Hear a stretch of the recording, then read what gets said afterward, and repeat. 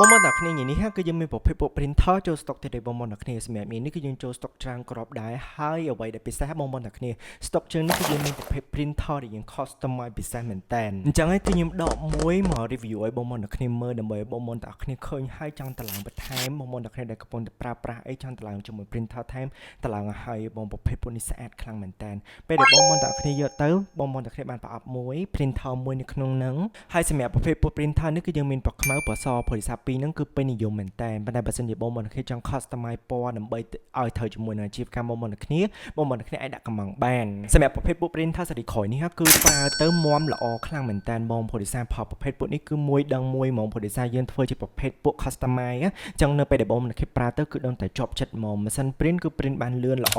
អត់ស្អិតអត់តាក់ទេហើយជាប្រភេទពួកម៉ាស៊ីន print ដែលមានផលទឹកថ្នាំទេអត់ចាំបាច់ស្មុគស្មាញទៅដាក់ទឹកថ្នាំទឹកអីទេបងប្អូនទាំងគ្នាអាចប្រើប្រភេទពួកនេះ print បកាយបាត់ចេញមកបានលឿននិងរហ័សហើយអត់ផលទឹកថ្នាំបើនិយាយពី quality ទៅលើกระดาษវិញគឺច្បាស់ល្អខ្លាំងមែនតើទំហំវិញគឺប៉ិននេះល្មមបងប្អូនទាំងគ្នាសម្រាប់ឲ្យបងប្អូនទាំងគ្នាយកទៅដាក់នៅលើកន្លែងតុកាហ្វេតុ cashier ឬក៏កន្លែងហាងកាហ្វេបងប្អូនទាំងគ្នាជាពិសេសនៅកន្លែងផ្ទះបាយឬក៏កន្លែង cocktail ដើម្បីទទួលការ order ពីភ្ញៀវអីប៉ិននេះគឺល្មមហ្មងបងប្អូនទាំងគ្នាចេញពីកាយបាត់ឲ្យភ្ញៀវបានយ៉ាងរហ័សលឿន print អត់តាក់ច្បាស់ល្អបើសិនជាបងប្អូនទាំងគ្នាចង់បានជាមួយនឹង printer ដែលមានគុណភាពខ្ពស់អាចទំនាក់ទំនងមកកាន់ក្រុមហ៊ុន TSD បានណា